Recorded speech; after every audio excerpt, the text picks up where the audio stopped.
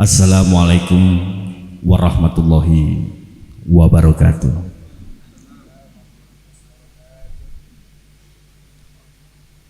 Subhanallah walhamdulillah wa la ilaha illallah wallahu akbar, la haula wa la quwata illa billahil aliyil azim.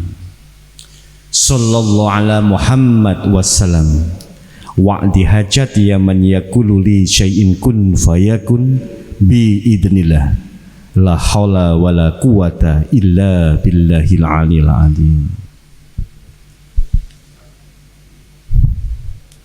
Saya terima kasih banyak atas kesempatan dan kepercayaan yang telah diberikan kepada kami.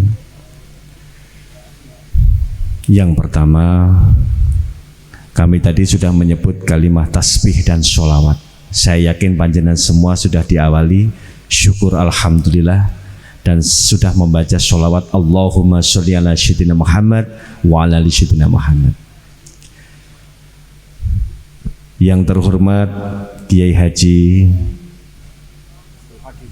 Husnul Hakim dan Kiai Haji Ainul Yakin, sama-sama yakinnya nih. Ada dari Yakin, Ainul Yakin, Nurul Yakin, Hakul Yakin. Ini tingkatannya syariat, thariqat, hakikat, ma'rifat. Allahumma sholli ala Muhammad. Ini terus terang saya perkenalkan, nama saya Ahmad Wahyu Sabdana. Saya kelahiran dari Banyuwangi. Sekarang lagi nyantri ke beliau. Dan ini mendadak karena domisili kami di Bandung, tiba-tiba saya ditelepon sama beliau harus datang ke Jombang. Ini sebenarnya jebakan bapak-bapak dan ibu. Saya kena jebakan dari beliau, tapi jebakan ini berkah dan manfaat karena kami senantiasa bersyukur kenal Romo Yai Ainul Yakin ini menjadikan motivasi dalam kehidupan kami sehari-hari. Yang jelas kehadiran kami di sini itu bukan sebagai sesuatu yang paling utama dan yang paling penting, tapi kami mendukung dengan apa program yang selama ini sudah berjalan. Semoga bisa lebih istiqomah, tumakninah, khusyuk, berkah dan manfaat. Allahumma amin. Banyak di antara kita yang tidak sadar, sekian banyak nasihat-nasihat yang tercantum, yang dipublikasikan. Maka saya berkata kepada di antara adik-adik kami terutama, banyak orang yang bisa memberikan nasihat, tapi sangat jarang orang bisa memberikan bimbingan. Karena di dalam bimbingan, anatomi istilah bimbingan itu rumah, di situ ada pengajaran, di situ ada pendidikan, di situ ada pengarahan, di situ ada tuntunan, dan itu semuanya mensikapi kehidupan ada psikologisnya. Kalau nasihat banyak kita sering mendengar hingga kita mendapatkan pengetahuan, tapi kalau tanpa bimbingan kita tidak akan pernah menemukan kebenaran yang sesungguhnya.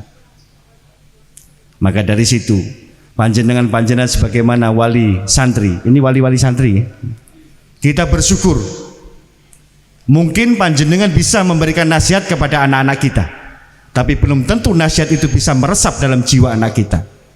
Atau mungkin kita bisa memberikan nasihat kepada orang lain, tapi belum tentu pengetahuan itu bisa melekat kebenaran di dalam jiwa kita. Karena kebenaran itu di dalam hati, di dalam nurani, di dalam jiwa, dan wujud kebenaran barulah menjadi kebaikan. Cuma sementara ini kita melihat manusia, melihat casing kebaikan, maka kita nggak akan pernah menemukan kebenaran yang sesungguhnya. Wajar kalau kebatilan, sesuatu angkara, sesuatu hal yang tidak baik dibungkus dan dikemas dengan kebaikan. Malah justru kebenaran, ketika kita menyampaikan kebenaran, ketika kita itu memberikan realisasi kebenaran, terkadang terjadilah salah paham. Kita bersyukur loh Pak, menjadi umat Rasulullah Shallallahu Alaihi Wasallam. Seandainya kita menjadi umatnya Nabi Ibrahim alaihissalam yang hanya menegakkan kebenaran, kita nggak mampu menjadi orang yang beriman. Bagaimana mungkin kita bisa mampu mengupas tafsirnya Nabi kita, Rasul kita, Nabi Ibrahim alaihissalam? istrinya dibuang di padang pasir. Ketika itu Siti Hajar bertanya, begitu teganya engkau, apakah engkau akan meninggalkan saya dengan anakmu Ismail umur 4 bulan ini? Nabi Ibrahim berkata, iya. Kenapa engkau tega melakukan itu? Dalam hati nurani Nabi Ibrahim hanya berkata, Rob, sesungguhnya aku menjalankan perintah kebenaranmu. Karena la ilaha illallah al-malikul hakul mubin, engkau yang merajai kebenaran. Berikanlah mereka, ya Rob, istriku Hajar, petunjukmu agar mereka tidak salah paham dengan apa yang selama ini aku jalankan demi perintahmu. Akhirnya karena taufik inayah hidayah dari Allah, lalu Siti Hajar sadar, dulu suamiku sebelum sama aku sempat dipenjara oleh rajaku dan istrinya mau dinikahi. Ketika rajaku mau menyentuh ibu, siapa istrinya Nabi Ibrahim yang pertama, Sarah, tangannya patah. Setiap mau menyentuh tangannya patah. Ketika ditanya, ada apa dengan diriku dan ada apa dengan dirimu wahai perempuan? Aku punya suami yang kau penjarakan, sedang dia adalah Nabi Allah. Siapa dia? Ibrahim. Panggil ke sini, panggil. Bisakah kau menyembuhkan aku? Atas izin Allah. Tapi ada syaratnya. Apa? Izinkan aku berdakwah di sini, izinkan istriku kembali kepadaku, dan bikinkan aku rumah ternak, dan izinkan aku berdakwah. Akhirnya diizinkan. Maka Ibu Hajar sadar, ini pasti karena Allah. Dia mengingat riwayatnya suaminya sebelum nikah sama Ibu Hajar. Ketika itu dia dibakar oleh api Namrud, dia diselamatkan. Lalu Ibu Hajar bertanya, wahai suamiku, engkau tega meninggalkan aku dengan Ismail di padang pasir ini. Apakah ini perintah Allah? Lalu Nabi Ibrahim berkata, ya, ini perintah Allah. Jika memang ini perintah Allah, tinggalkan aku dengan Ismail. Demi Allah, Allah akan menolong kami di sini.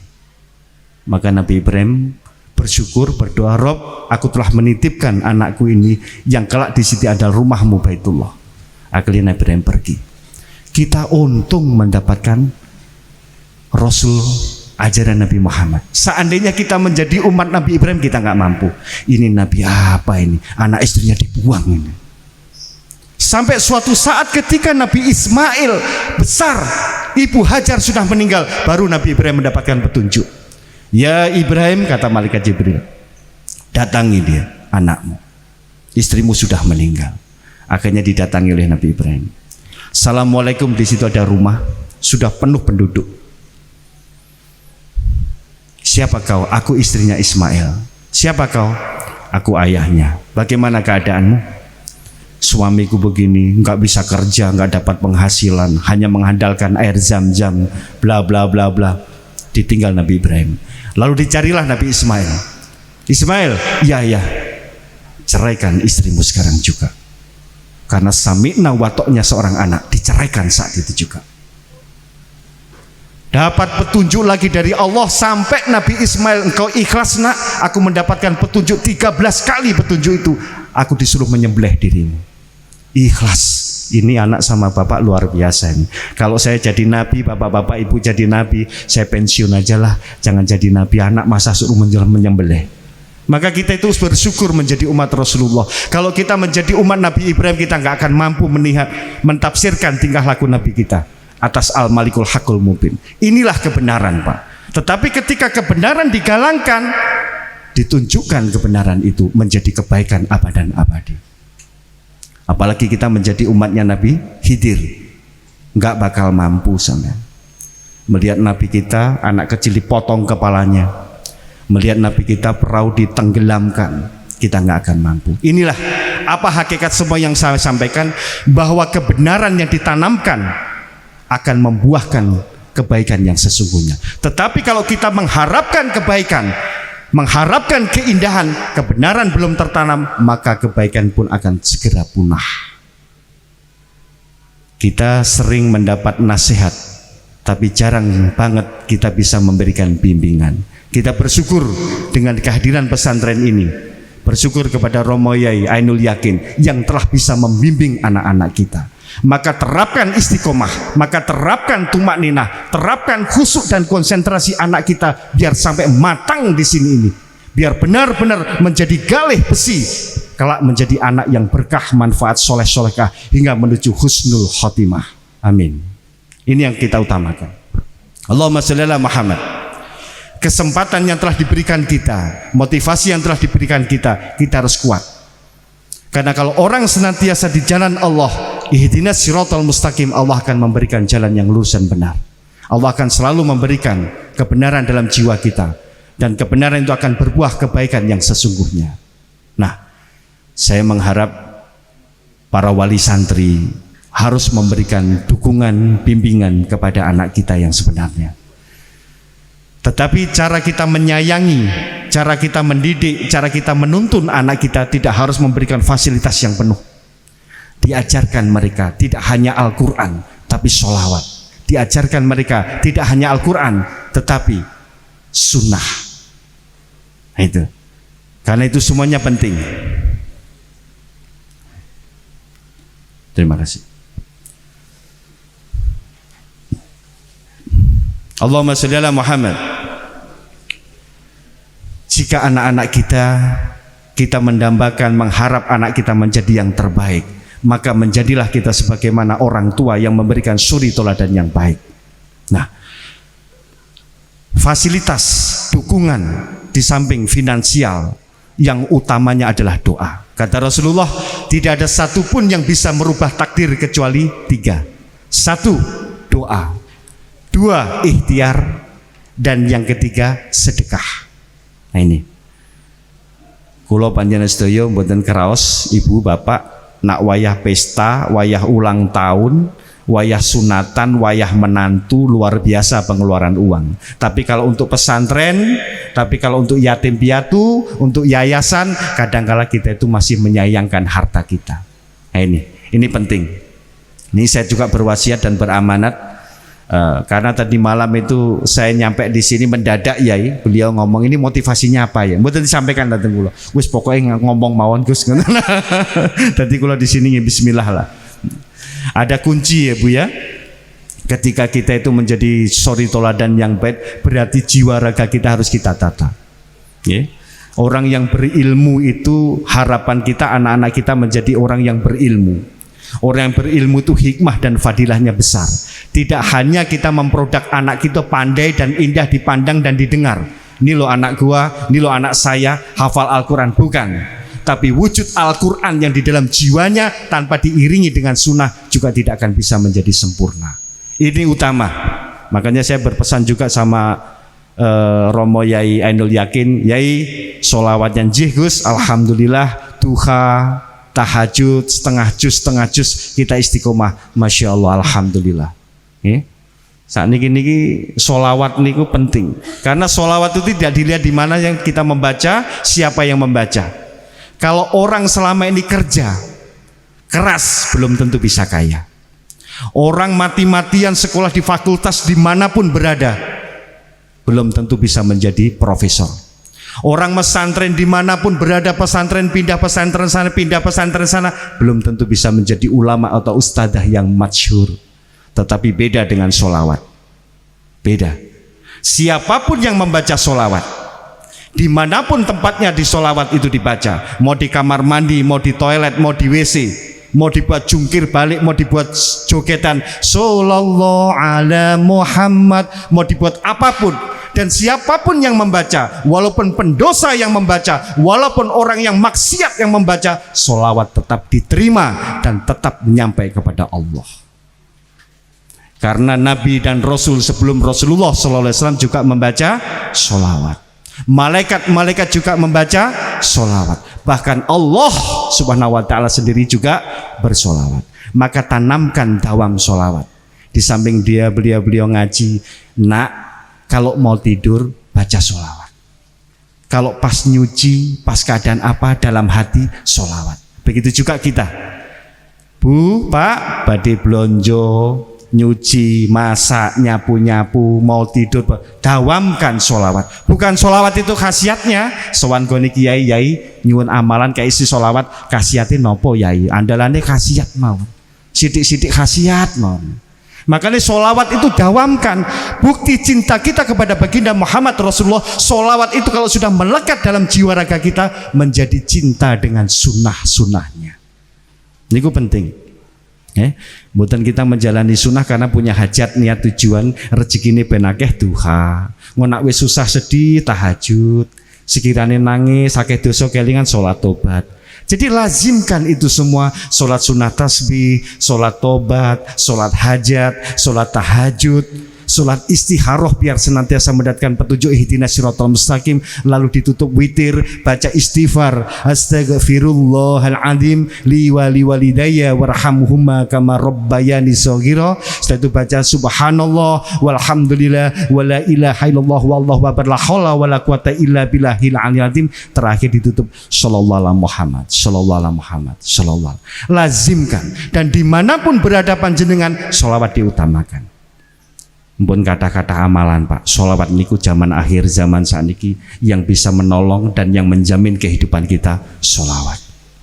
Maka anak-anak kita di samping dia menghafal Al-Quran, tapi sholawat tetap digalangkan. Begitu juga kula panjenengan itu dawamkan. Tidak harus istiqomah niku Gus, kula satu hari satu malam niku setiap duhur sak menten, setiap isya, mboten. Setiap di mana kita berada, kecuali lupa dan tidur saja, berhenti membaca sholawat. Demi Allah, dengan solawat dan dawam panjenengan solawat bisa mendatangkan rezeki yang tak terduga. Dengan solawat dawame panjenengan bisa membuka segala macam solusi. Dengan solawat panjenengan bisa menolak tolak balak. Dengan solawat panjenengan doa panjenengan sedaya mboten namun ngambang datang langit, tapi langsung diterima datang Allah. Dengan solawat panjenengan bisa mereda kemarahan Allah. Dengan solawat panjenengan bisa menolong di nanti di yaumil akhir kita. Dan dengan sholawat kita kepada Allah bisa menghantarkan kita menuju husnul khotimah. Ini sholawat niki penting. Sunnah-sunnahnya harus dihidupkan. Mungkin jenengan kekatan amalan sedaya sae Pak. Sowan gene Yai Ainul Yakin nyon amalan diparingi. Mungkin sowan mriko maneh pasti amalan paringi. Kaken amalan dicateti bingung nak ngamali dadi primbon akhire. Niku kathah wonten niku.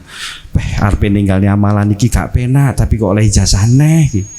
Diamalne meneh. Kuwakean kok waktune gak nutut. Nah niki kekatan amalan ditulisi-tulisi dadi primbon akhire. Bingung nak ngamalki. Padahal sedaya ayat niku sae, tapi tanpa sholawat doa itu tidak akan bisa diterima oleh Allah Subhanahu wa taala. Insyaallah bisa dipahami nggih Pak nggih. Semangat putra-putri ini dididik dituntun sing sae. Sholawatnya diamalki, ndongakne putra putri ini ben menuju husnul khotimah juga, biar menjadi anak-anak yang berkah dan manfaat niku. Jadi biar sampai matang dulu, biar sampai nggalih dulu, biar istiqomah tenanan. Kunci segala sesuatu adalah istiqomah. Nak wis istiqomah pasti tenang jiwanya. Nak wis tenang orangnya senantiasa khusyuk dan konsentrasi. Orang niku nak khusyuk konsentrasi cerdas. Cerdas itu adalah bekal ilmu kemarifatan. Bukan kepandaian, makanya utamanya tian itu dah cerdas. Insya Allah dengan adanya panjenengan membiayai anak-anak kita yang di sini, dengan memberikan motivasi, dengan memberikan semangat kepada anak-anak kita, segala sesuatu kehidupan panjenengan mangki bakal dipenakni kali Allah Taala. Nggih. Kintene kami tidak bisa banyak-banyak yang perlu saya sampaikan. Yai ngapunten Gungisa Mudro Pangasami. Saya hanya berharap monggo sareng-sareng kula panjenengan memberikan motivator semangat kepada anak-anak kita agar anak-anak kita senantiasa diberikan ridha Allah dan syafaat Rasulullah hingga menjadikan kita semua sekeluarga menuju selamat dunia akhirat husnul khotimah. Amin ya rabbal alamin. Semoga apa yang kami sampaikan menambah-tambah iman dan takwa kita dan keyakinan kita kepada Allah, dan semoga senantiasa ridha Allah fil syafaat Rasulullah lumember mancep manunggal marang wujud lahir batin jiwa raga kita sedaya. Kula akhiri cekap samonten nyuwun Gungi Samudra Pangaksami pilih kawontenan dalem dhateng mriki wonten ingkang kirang sekecakaken saklebeti penggalih manah panjenengan. Mugilah tansah kula panjenengan ridhollah fi syafaat Rasulullah haula wala quwata illa billahil aliyil azim. Assalamualaikum warahmatullahi wabarakatuh.